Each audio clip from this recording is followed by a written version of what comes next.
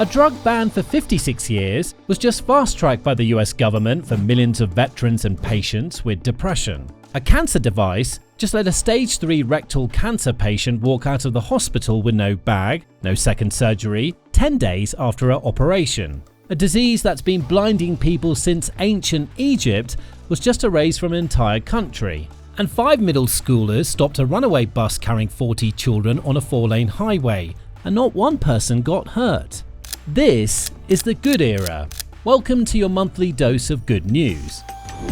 For decades, the 2-hour marathon felt less like a sporting record and more like a law of physics. The world's best runners had been chasing it for years. In 2019, Eliud Kipchoge broke it, but in a controlled exhibition with pacemakers. It didn't count, not a real race. The record book stayed the same. Then April 26, 2026 in London. 60,000 runners, crowds 10 deep on both sides. And Sebastian Sawa of Kenya was running at a pace no human had ever officially sustained for this distance. He hit halfway in 59 minutes and 38 seconds, on pace. The crowd started to realise what they were watching. With 5 kilometres to go, he was still on it. The commentators went quiet, and the crowd got louder. Sebastian Sawa is going to break the 2-hour mark. He's going to win the London Marathon in incredible style. An historic performance, 1:59.30. Absolutely incredible. I've never seen anything like that. He crossed the line in 1 hour, 59 minutes and 30 seconds. First human in history, real race. The man in second, Yomif Kejelcha, running his very first marathon, also went under 2 hours. 3 men finished below what the world record used to be in one race in one afternoon. And this is what Sawa had to say. I knew something good will come, and finally it comes. What's even more incredible is that Sawa had personally asked anti-doping authorities to increase his testing before the start. He didn't just want to win, he wanted the win to mean something. The record will now go through full ratification. And the question that followed every athletics conversation for the last decade, can a human run a marathon in under 2 hours, has its answer. And from the tracks of London to a highway in Mississippi. A group of middle school students in Mississippi are being called heroes after stepping in to save their bus driver. On April 22nd in Mississippi, a school bus carrying 40 children was heading down a 4-lane highway when the driver had an asthma attack. She reached for a medication and blacked out before she could take it. The bus started to swerve. 12-year-old Jackson Kasnave jumped up and grabbed the wheel. Another student hit the brakes, a third called 911, a fourth radioed the school district, and a fifth found the driver's inhaler and got it to her. They stopped the bus, all 40 children are safe, the driver survived. When reporters asked Kasnave how he stayed calm, he said he just didn't have time to think. He wanted to make sure nobody got hurt. 5 kids, every task covered, not one person hurt. All 5 students have since been recognized by the school district. Their story has now been seen by millions.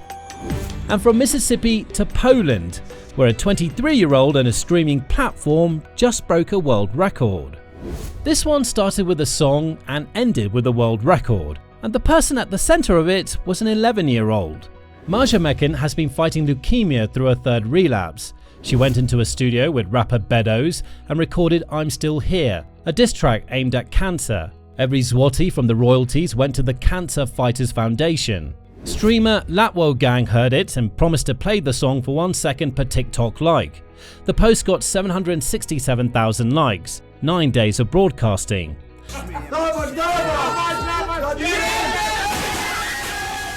The target was $137,000. It fell within hours. Lewandowski donated 1 million zloty. Celebrities shaved their heads live. At peak, 1.57 million people watched simultaneously, roughly the entire population of Philadelphia watching one stream. When it ended on April 26, the total was $68.9 million, a new Guinness World Record for charity streaming, more than 3 times the previous record.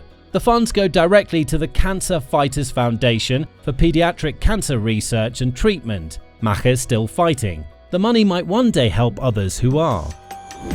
Trachoma appears in Egyptian papyri from 1500 BC. It's caused by a bacterium spread by flies in contact. It's entirely preventable. and it's been quietly blinding people in the world's poorest communities for all of recorded history. The World Health Organization has validated Algeria as having eliminated trachoma as a public health problem, making it the 10th country in WHO's African region and the 29th country globally to achieve this significant milestone. This month, the WHO certified Algeria as the 29th country to officially eliminate it. Years of mass antibiotic distribution, surgical intervention, and hygiene infrastructure. Done, finished. Just to put that into perspective, 29 countries have now eliminated a disease that predates most of recorded civilization. The WHO global elimination target covers 46 countries, more than half already there. The Global Elimination Campaign is now targeting the remaining 17 countries, with a completion goal within the decade. A disease older than most religions is being removed from the map country by country. Almost nobody reported it. And from Algeria to England, where a 6-year-old girl has just seen something she'd never seen before. Safi Sanford was 5 when her parents noticed she needed a torch just to eat dinner. She was diagnosed with Leber's congenital amaurosis, a rare genetic condition affecting 1 in 80,000 people that causes progressive blindness. Without treatment, she'd lose her sight completely by 30. I sat and I thought, what if she can't pick a wedding dress? What if she can't go on holiday with her friends? What if she has a child and she can't see their face? And it was just, you can't comprehend losing your eyesight, and you definitely can't comprehend it for your child. In April 2025, she had gene therapy at Great Ormond Street Hospital, delivering a working copy of a faulty gene directly into her retinal cells. Second eye treated in September 2025. By the time UCL and Gosh published new research this month, Safi was living a completely different life. It's not a cure, but doctors are confident for Safi's future. The family now fundraising for research to help others like her. She can see in the dark, she rides a bike, she goes to restaurants in the evenings, she can see her parents' faces. Her mum said it was like someone waved a magic wand.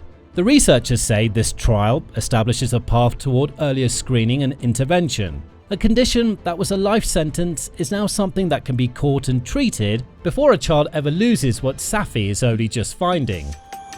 For most people diagnosed with colorectal cancer, surviving the surgery has always come with a second fight nobody talks about.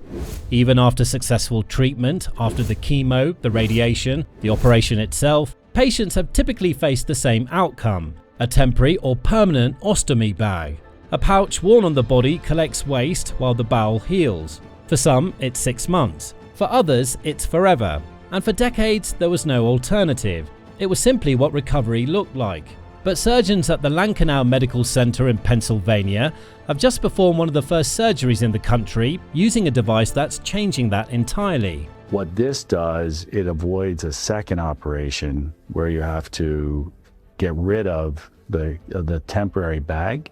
So it's a major win in that regard. The device is called the Colovac. It's inserted during surgery and acts as a temporary internal sheath, protecting the surgical joint and preventing the leaks that previously made an ostomy bag unavoidable. After 10 days, once healing is confirmed, it's removed. No bag, no second operation. Here's what that meant for one patient. It was just really hard for me mentally, emotionally to visualize that for myself. Jenna was 49 years old when a single symptom she almost ignored turned out to be stage 3 rectal cancer. I was diagnosed with colorectal cancer stage 3 in April 2025. She found her way to Dr. John Marks, an internationally recognized colorectal surgeon at Mainline Health, who had just joined the Colovac clinical trial. Jenna was the only second patient in the entire country to receive it. I feel so grateful and lucky that I could be a part of the study, and it was the right timing for my surgery. Then 10 days after surgery, she walked out of the hospital. No ostomy bag, no additional procedures. For a stage 3 rectal cancer patient, that outcome was previously unheard of. And Dr. Mark says that if early results hold, Jenna's story stops being the exception and becomes the rule. Assuming everything goes as the early results look, this will be widely adopted and utilized, and I think it'll be the standard of care in not very long. So they don't just survive, they thrive. For decades, substances like psilocybin and MDMA sat in Schedule 1. the same legal category as heroin, no recognized medical use. Research was effectively blocked, and the people who needed help most kept waiting. Meet Lauren Myers, Air Force veteran, one of an estimated 3.6 million Americans living with PTSD.